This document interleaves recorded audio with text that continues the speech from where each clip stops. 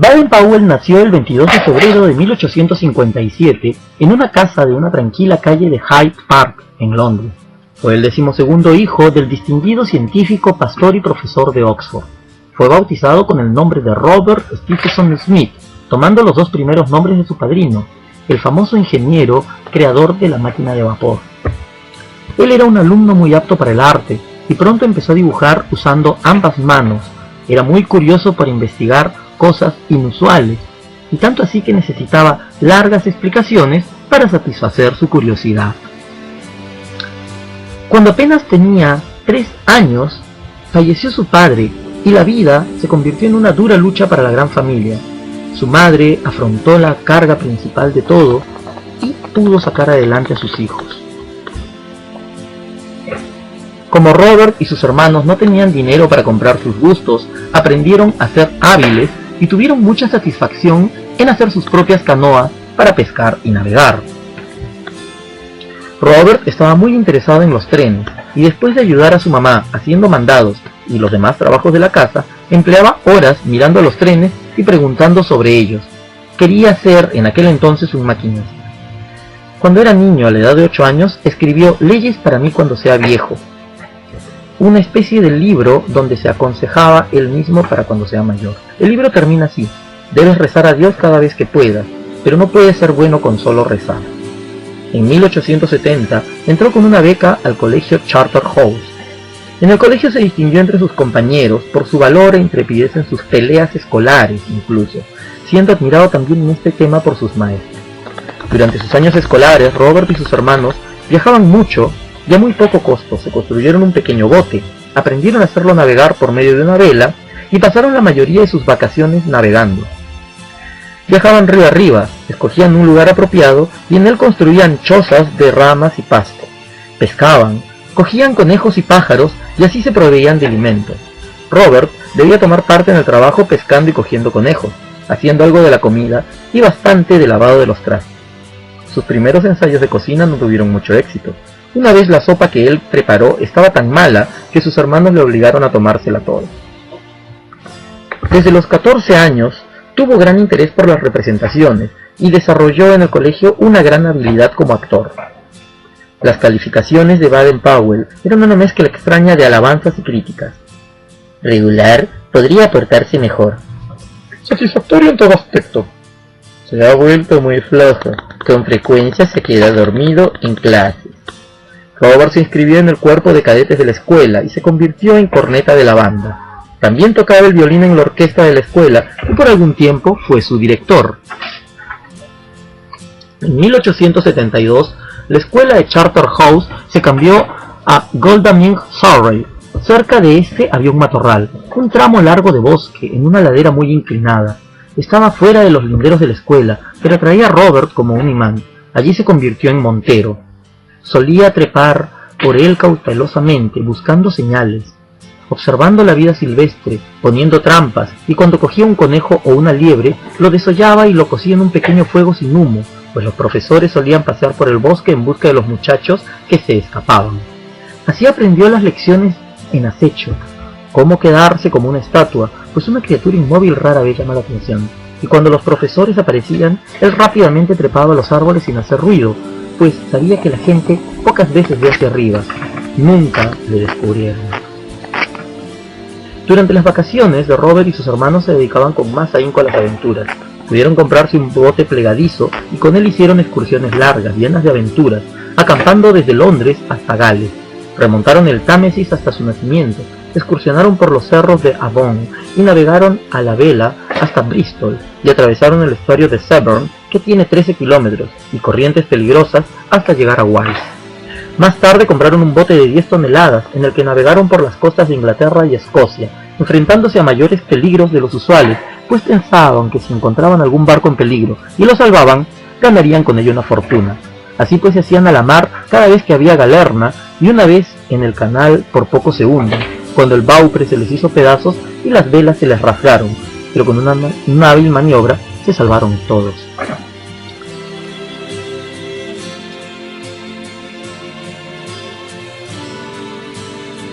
Como era individualista y le gustaba experimentar, se quitaba los zapatos de fútbol a la mitad del juego para sentir los pies más a gusto, y cuando jugaba en la meta lanzaba fuertes y terroríficos alaridos de guerra para asustar a sus oponentes.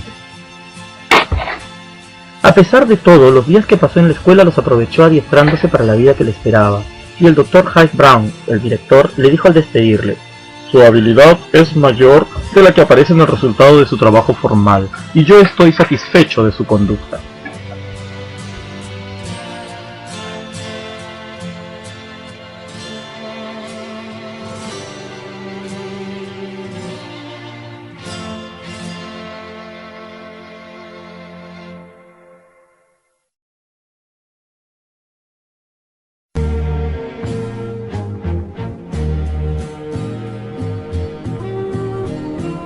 La gran pasión de BP siempre fueron los viajes y las aventuras.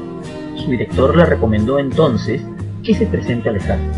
Pasó sus exámenes de ingreso con calificaciones tan altas que inmediatamente se le otorgó una comisión como subteniente en el 13º Regimiento de Húsares, acantonado en la India. Él, al terminar su servicio, se dedicaba en su cuarto al dibujo. El diario local El Gráfico le compraba sus dibujos para publicar.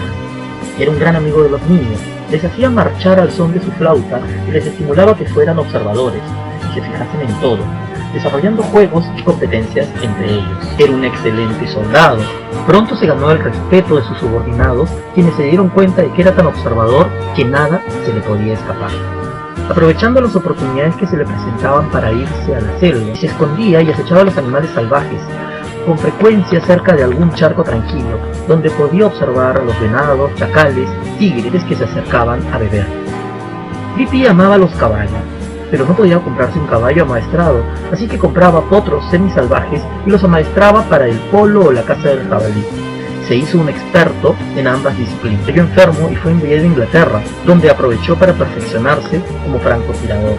Su regimiento fue enviado a Afganistán posteriormente a su regreso. Se ganó la reputación de gran explorador. Una noche, una fuerte tormenta azotó el campamento. Los caballos se asustaron y el siguiente día, con dificultad, se recuperaron casi todos los caballos, menos el caballo más fino del regimiento. BP rastreó el caballo y tuvo éxito recuperando. Gracias a sus grandes conocimientos en acecho, rastreo y exploración, rindió grandes servicios a su regimiento. Pronto fue ascendido, pero esta promoción significaba dedicarse al trabajo de oficina, cosa que no le agradaba. Cuando lo restituyeron al trabajo de campo, fue enviado con su regimiento con caballos no domados. Al desembarcar, los caballos escaparon, BP rastreó, y con su regimiento recuperaron los caballos y los domaron. Le fue encargada una misión muy difícil e importante. Debía buscar nuevos pasos por las montañas Drakensborg. Para esto se dejó crecer la barba, que le daba un aspecto de terrible rufián, e inició su cabalgata de 1000 kilómetros a través de las montañas. Durante un mes viajó sin descanso, iba a donde le parecía y reunió todos los datos que deseaba sin despertar la menor sospecha. Su disfraz era tan convincente que ni los oficiales superiores lo reconocieron. Más aún, había hecho muchos amigos, tanto entre los británicos como entre los Boer. Acabadas las dificultades, disfrutó una licencia de 6 meses en la parte portuguesa de África Oriental. Hubo ahí una sequía y el hambre hizo presa de sus aldeas nativas. Una vez, cuando mató a un hipopótamo, se reunieron cientos de nativos en un campamento y esa noche hubo ahí un gran festín. Los nativos lo llamaron Aglapansi, el hombre que se acuesta para disparar. Aprendió muchas tretas del arte de los bosques. BP no perdía ninguna oportunidad de adquirir mayor experiencia en escultismo. Una vez en un astillero francés, donde él no tenía por qué estar, fue visto y perseguido por 2 gendarmes. Corrió alrededor de una nueva casa de máquinas y se subió a una escalera, en donde se quedó perfectamente quieto. Mientras los gendarmes lo buscaban, subió él al techo, desde donde hizo un cuidadoso estudio de los nuevos muelles y abandonó el lugar sin ser visto, y con todos los detalles de los planos de los muelles. En 1887 estallaron las dificultades con el jefe Jim Zulu, en la tierra de los Zulúes. El capitán BP fue nombrado secretario militar. En una batalla con los Zulúes, una bala perdida hirió a una muchacha Zulú, atravesándola por el estómago. A pesar de los esfuerzos de BP por salvarla, la muchacha murió, y él la enterró tomando de ella el collar de cuentas que ella llevaba consigo, y que años más tarde sirvió de modelo a la insignia de madera. Una vez, cuando BP se asomaba por encima de una roca para localizar a los enemigos, un fornido soldado brincó sobre él con la lanza preparada. El asistente de BP le gritó advirtiéndole el peligro, por lo que el guerrero retrocedió corriendo, y aun cuando tuvo oportunidad para dispararle no lo hizo, porque comprendió que el guerrero lo conduciría a su escondite. Y así fue en efecto. Había ahí, entre las rocas, una hondonada atestada de nativos. BP se les acercó y las mujeres, temiendo una matanza, gritaban. En eso un pequeño niño nativo cayó de una de las rocas. BP lo levantó y le dio con qué jugar. Milagrosamente la gritería cesó. Insulu, el jefe, se rindió.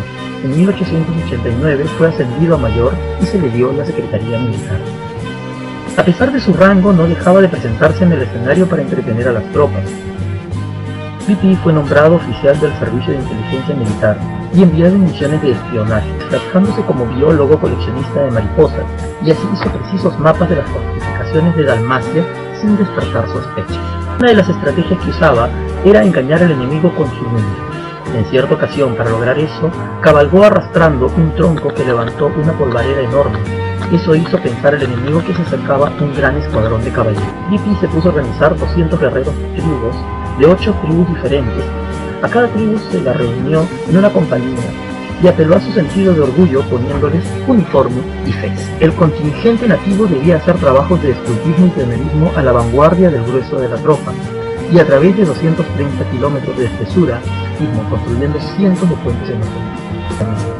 El contingente cumplió diversas misiones con gran eficacia, afrontando los rivales, y fue ascendido entonces a teniente coronel y regresó a Inglaterra. De pronto recibió un telegrama del general Sir Frederick Carrington, invitándole para ir a Sudáfrica como jefe del Estado Mayor. Estaba en el camino a la mayor aventura de su vida. En Sudáfrica viajó a Mayfield, a Bulayo, para encontrarse con el general Carrington. Los matabeles, quienes se dedicaban a matar a los colonos, se retiraron a unas fortificaciones en los cerros Matoko, donde desaparecían. BP fue enviado a buscarlos. Durante la noche se fue a los cerros. Allí esperó hasta la aurora para que el humo de sus cocinas descubrieran sus escondites. Fue así como encontró muchas partidas de guerreros y después dio a sus tropas. Baden-Powell hacía que los soldados durmieran con las botas puestas para protegerlos de un enemigo astuto. Durante la noche se paseaba entre ellos golpeándoles la planta de los pies con un bastón para comprobar que tenían las botas puestas. Durante una expedición, hombres y bestias estaban agotados por falta de agua. Él vio a lo lejos volar una pareja de palomas y fue a investigar, y tal como él había sospechado, estas estaban sobre una charca. En estas campañas, los nativos llegaron a temerle tanto por su valor, su pericia y su asombrosa habilidad para acechar, que le dieron el nombre de Impesa, que quiere decir el lobo que jamás duerme. Al poco tiempo de reincorporarse al regimiento, se le comunicó que había sido ascendido a comandante del 5º Regimiento de Dragones de la India. Su separación del 3er Regimiento de húsares después de 21 años de servicio fue muy amargo. El regimiento le hizo una grandiosa demostración de afecto. Muchos oficiales jóvenes viajaron en su compañía a la India. BP les tomó gran interés y les enseñó muchas cosas de su propia experiencia aprovechando el viaje. Tomaba el té con ellos y así pudo conocerlos individualmente y darles mayores responsabilidades. Introdujo nuevos métodos de adiestramiento. Organizó scouts de regimiento adiestrados contra las tropas enemigas y les otorgó insignias con el dibujo de la flor de lis. Basado en estas experiencias y durante una licencia acampando en Cachemira, preparó un manual de adiestramiento para el ejército, llamado Aids to the Scout. Esto debía tener un efecto tan grande que él no pudo darse cuenta entonces de lo que vendría. Decidido a hacer de su regimiento el mejor de la India, BP tenía siempre listos a sus hombres para actuar de inmediato, y para ello, con frecuencia, hacía pruebas de movilización. Introdujo la bicicleta como medio de transporte para los correos de despacho, formando un club de ciclistas. Pero no solo se preocupó del entrenamiento militar, se preocupó de la alimentación, de las costumbres sanitarias, de las relaciones con las esposas, de la recreación. Él mismo seguía actuando en representación. En una ocasión se disfrazó de soldado para la festividad y fue abuchado en el escenario. Nadie había notado que era el comandante de la tropa. Su regimiento cumplió muchas misiones exitosas. Con licencia, BP regresó a Inglaterra en junio de 1899, pero fue llamado al Ministerio de Guerra, donde se le ordenaba salir inmediatamente para Sudáfrica y organizar ahí 2 regimientos, pues había amenazas de guerra. Meses, el coronel Baden-Powell reclutó, proveyó de caballos, adiestró y fijó los salarios y deberes de 2 regimientos en Bechuanaland. Obtuvo permiso para poner guardia armada a sus bodegas de Mayfield, enviando ahí un regimiento completo. El 11 de octubre de 1899 fue declarada la guerra. 9.000 boers avanzaron hacia Mayfield, pero sus habitantes estaban animados de un espíritu muy intenso. Pippi contaba con solo 1.000 soldados para proteger a 600 colonos y a 7.000 nativos. Para lograrlo, construyó un anillo de 60 fuertes y cavó un intrincado sistema de trincheras. Pippi confió en atacar y aparentar supremacía, pues las fuerzas enemigas eran muy superiores. Improvisó entonces un tren blindado con el que hacía muchas salidas, dirigiendo las operaciones desde una torre de señales colocada sobre su cuartel general. Construyó un faro con una lata de galletas, llevándolo de fuerte en fuerte. Así simuló reflectores, haciendo desistir a los enemigos de la idea de un ataque nocturno. Las sorprendentes dotes de Pippi como jefe y como improvisador permitieron a Mayfield soportar un largo sitio utilizando un enemigo muy superior. Un sargento de apellido Page lograba lanzar unas granadas hechas por ellos mismos por medio de una caña de pescar a 100 metros en medio de las filas enemigas. Los domingos, día de tregua, los boers observaban cómo los británicos saltaban unos imaginarios alambres de púa para salir de la fortificación. Hay que recordar que en esa época tenían tregua en las batallas para poder descansar el domingo. Un domingo hicieron una exhibición de cohetes, castillos, deportes y competiciones, incluyendo en una de estas construir maniquíes de tamaño natural, que más tarde sirvieron para engañar a los boers usándolos como vigías simulados. Conforme el sitio continuaba, la vida se hizo más difícil. Hubo que matar a los caballos para podérselos comer, utilizar sus pieles para hacer cecinos. Con las colas y las crines se hicieron almohadas, con las cerraduras bombas y con los huesos se hizo sopa. Todos los muchachos de más de 9 años fueron organizados como mensajeros para poder así utilizar todos los hombres como soldados. Mandados por un joven oficial, causaron con su eficiencia gran impresión en Pippi. La defensa de Mayfield impresionó tanto a los boers que un artillero envió una nota dentro de una granada, en la que decía que deseaba beber a la salud de Pippi. Así que este le envió un whisky por intermedio del emisario con bandera blanca.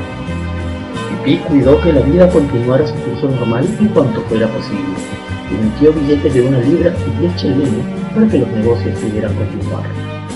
Por la noche, Baden-Powell solía salir solo a espiar a la milicia. Por medio de un megáfono daba órdenes para hacer creer que había un ataque, con lo que conseguía traer el fuego a los boers y los conservaba de espiar. Cuando envenenaron sus suministros de agua, Pippi se las arregló para purificarlos. Fabricó maniquíes que colocaba en las posiciones de guardia, de tal modo que parecía haber mucha energía y que además daban la impresión de ser inmortales, pues no morían por más balas que recibían. Hizo cargar vagones de tren con dinamita, que eran empujados por las vías, que cuando recibían el fuego enemigo estallaban causando grandes pérdidas. Hacía salir a los hombres de noche y escondidos esperaban al amanecer, con el sol detrás de ellos, para empezar un ataque que el enemigo no podía responder, cegados por el resplandor del sol. En fin, resistió haciendo gala de estrategia y conocimiento, enfrentando fuerzas muy superiores. El 12 de mayo de 1900, los boers lanzaron un gran ataque y inició con toda calma la operación desde la torre de observación.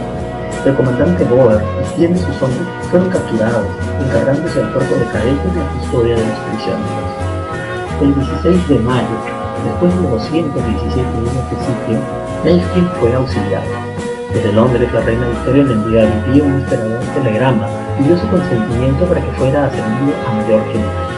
La noticia fue festejada en Londres con uno de los alborotos más grandes de la historia. Pippi recibió cientos de cartas de todas partes del mundo. Muchas estaban escritas por jóvenes. A un club de muchachos les escribió como sigue: decídanse a hacer un servicio a alguien cada día. El 29 de agosto de 1900, Lord Roberts lo recomendó para una misión muy importante: la formación de la policía sudafricana. Lord Milner aprobó el gigantesco plan de reorganización que Pippi había preparado durante su largo viaje por tren. En Pretoria principió el reclutamiento. Hombres de todas partes del imperio acudieron a su llamado. Les tomó sus huellas digitales para evitar que los indeseados se colaran sin pasar las pruebas.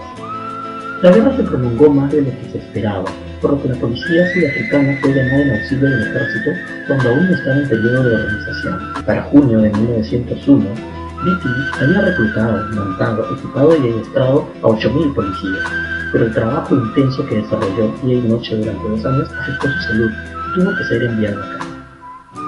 La guerra terminó el 7 de junio de 1902. Entonces la policía decidió desarrollar su verdadero trabajo de conservar el orden en el país. En 1903, a la edad de 46 años, BP fue nombrado inspector general de caballería, en el rango más alto que se podía tener. Aceptó ya que la firmemente.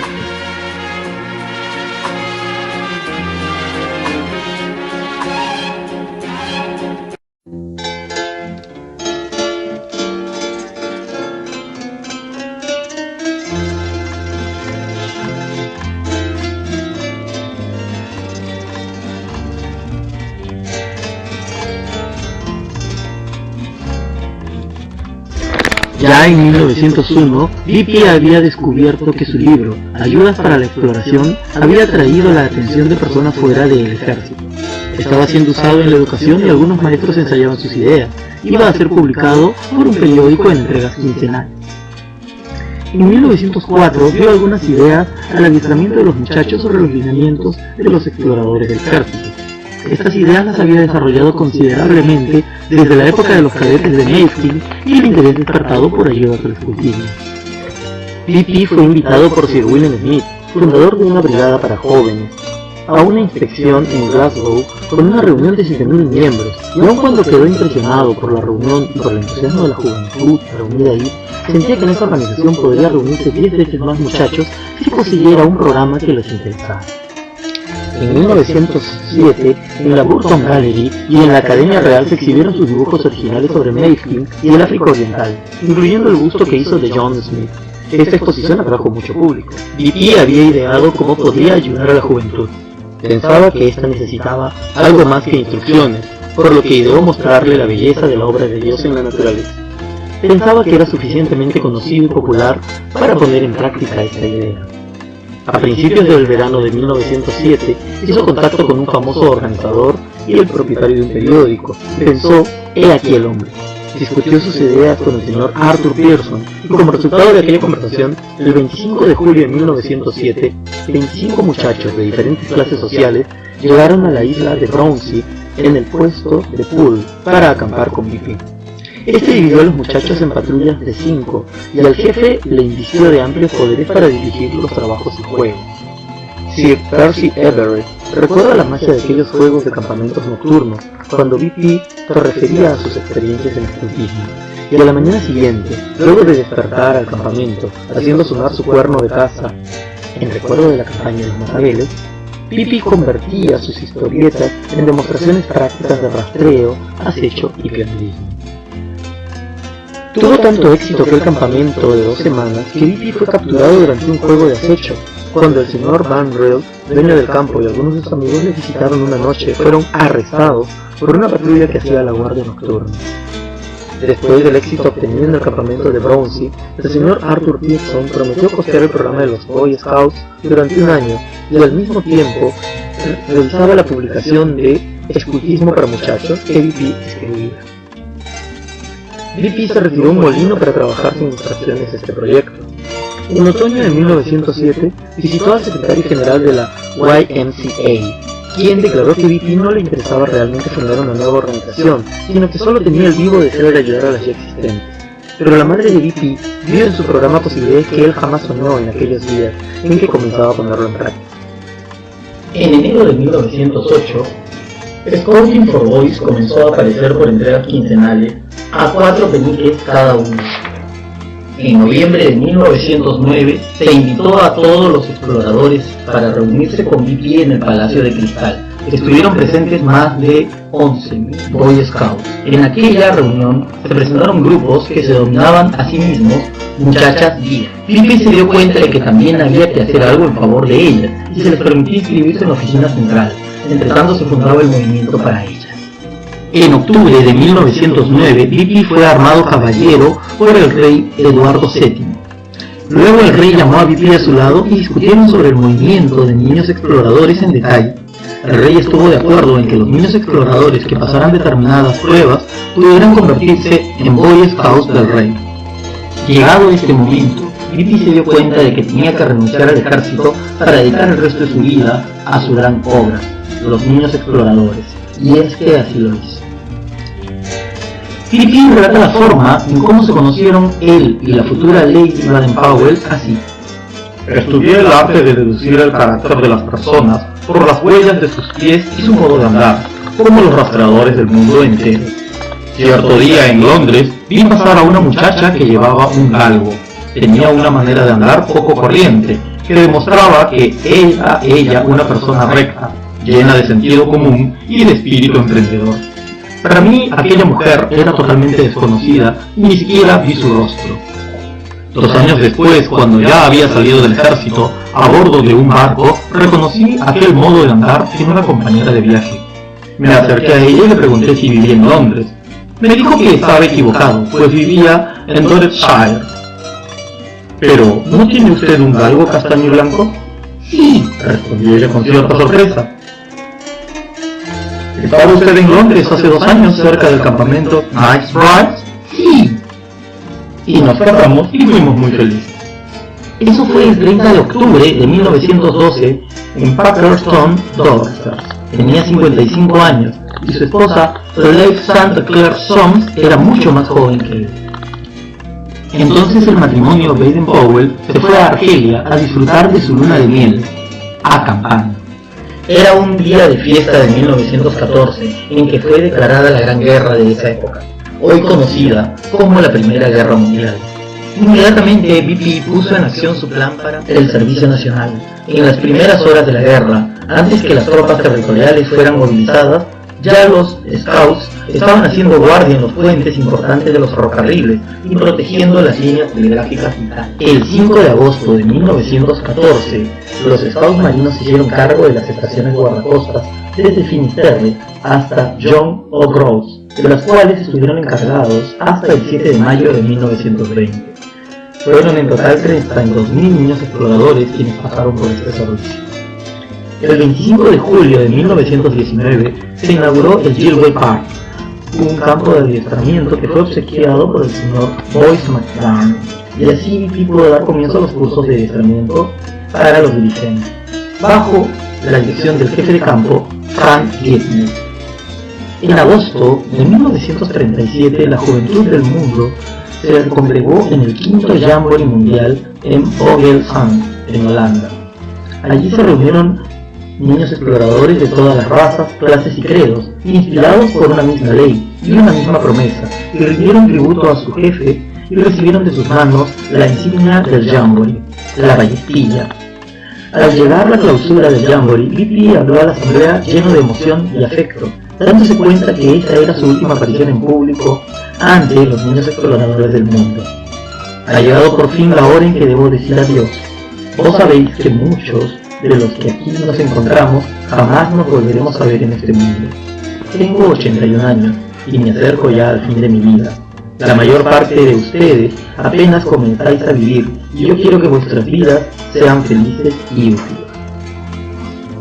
En sus reuniones, BP gustaba reunirse en círculo.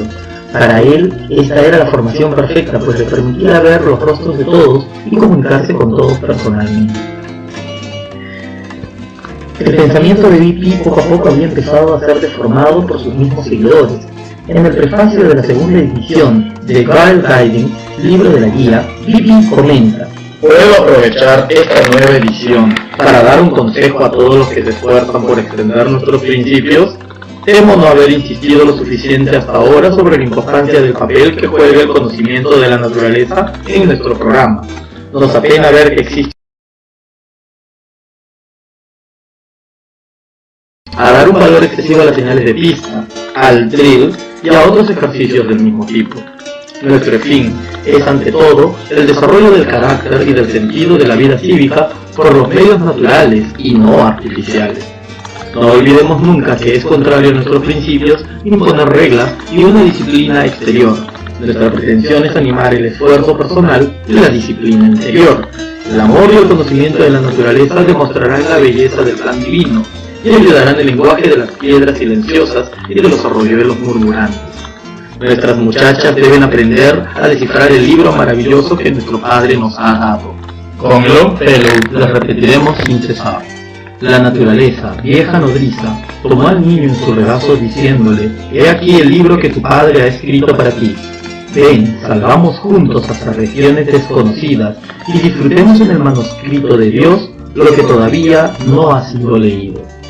Pippi había sido nombrado caballero por el rey Jorge, tomando el título de Gilbert, por el centro de adiestramiento scout. A partir de ahí se le llamó Sir Baden Powell, pero para nosotros siempre será Pippi. Sin embargo, él se retiró a vivir sus últimos días en el África, cerca al monte Kenya. Allí apaciblemente murió el 8 de enero de 1941. Un grupo de soldados y scouts, en el que se mezclaron los blancos y los negros, lo condujo hasta su última morada, a la sombra del monte Kenya. Pero antes de irse, Pippi nos dejó un mensaje a todos nosotros, que voy a leerles a continuación.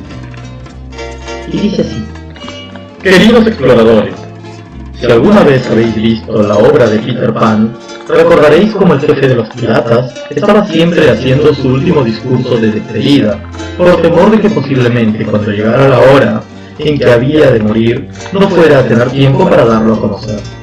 Así me sucede a mí, y aun cuando no me estoy muriendo en este momento, esto tendrá que suceder uno de estos días, y deseo deciros una palabra de despedida. Recordad, esta es la última que oiréis de mí, por tanto, meditad.